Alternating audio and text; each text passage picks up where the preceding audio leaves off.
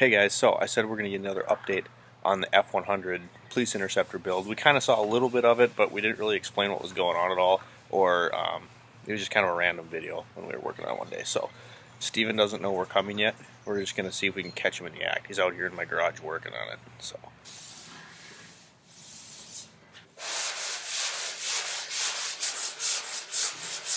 Sweating. What are you doing? Doing a little bit of sanding. Alright guys, so today we're back and we're just kind of covering the F100 Police Interceptor. I know we had kind of a little video on it just a little bit a few weeks ago, but it wasn't really anything that was direct. There wasn't really any structure to it. We're screwing around. He's been working on it. This is Steven.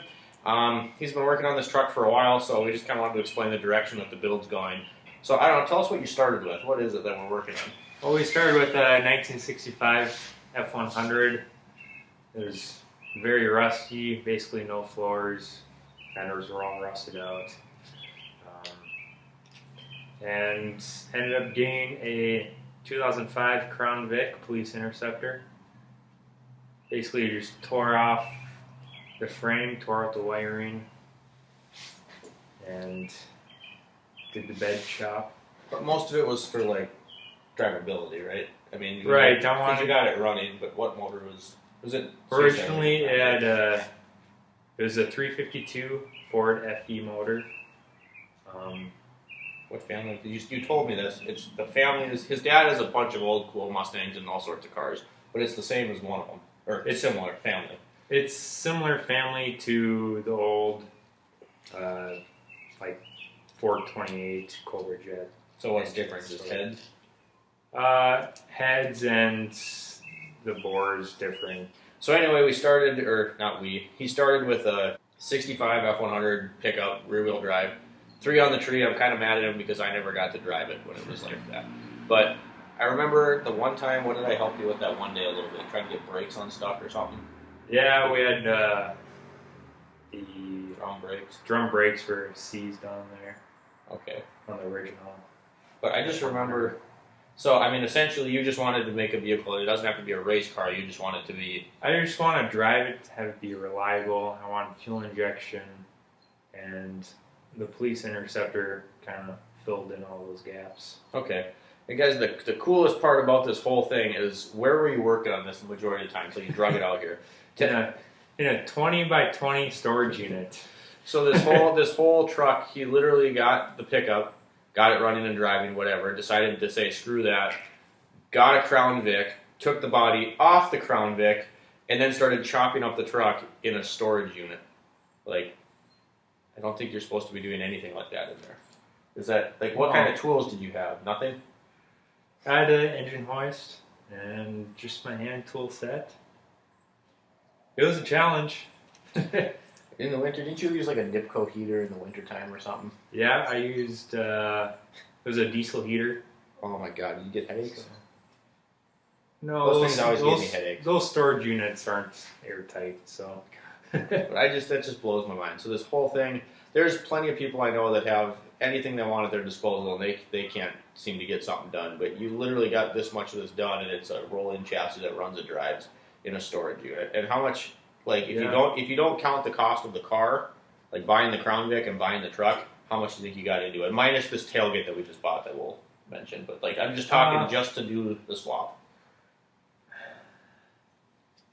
Like minus the floor pans and stuff. And yeah. I don't know, probably $1,000. Yeah, so this has been like a very bare bones type ordeal. And the thing now is in the long haul because, I mean, essentially it wasn't that hard of a swap, was it? I mean, you had to change some mounts. No, just made a few mounts and really that's it. I mean, the thing that took the longest was the bed shop, pretty much. Right. And now just doing the body work. Sure. And I want to show it. So this all took place in the storage unit. We're going to look at the main tool set. And this is funny. So this is like the main set of tools. It's just like a craftsman mechanic's tool set of hand tools. And that did how much of this work? Most of the work on this thing? Probably 98%. So, I mean, it was like this and an angle grinder and a welder from Harbor Freight. Harbor Freight that has seen many a weld. But I mean, it's just amazing to me that this whole thing took place in a storage unit and got as far as it is. And now you can see, I mean, it's all been mocked up before and it has been driving, but this, now the bed's getting ready to go on because you had to raise a certain amount of it. Yeah, we raised it up about 6 inches to clear the gas tank and the axle hump there, and putting a wood bed in it. So like cedar or something. Cedar. Yep, it's a cedar bed. There's a lot of chopping going on. So essentially this thing got cut in half twice. Once back here, once up there, and then welded all the way across and down the other side and put back together. So it's not that you can't do it, but there's going to be a lot of body work involved in finishing this to get it nice and smooth. But it's, I mean, it's a short box truck now. It was a long box, now it's a short box. The interior is kind of torn apart right now. That was the bench we were sitting on. There's a column. And here's fuel injected 4.6. So this is that tailgate from that first video where we had all the dents and everything that we had talked about. If you look at this one over here, this is a brand new one. Decided to go brand new and get something that was remanufactured because it was just a lot less headache than trying to get that other one to be perfect. So now you actually have to remind me because I don't remember. So what did the police interceptor add? It was, because it was it a lot? I mean, it wasn't that much different, was it? I seriously don't remember. It was quite a bit. I mean, the police interceptor came with aluminum drive shaft, a harder shift point tune for the transmission, came with higher idle, and I believe, don't quote me on this, but I think the police interceptors were the only ones with Watts link. Okay, the 4-link in the back. Yeah. Okay. I'm not. I don't think the civilian ones did. But. So here's a question. Honest question is: so were all the police interceptor models used as cop cars, or could you get that?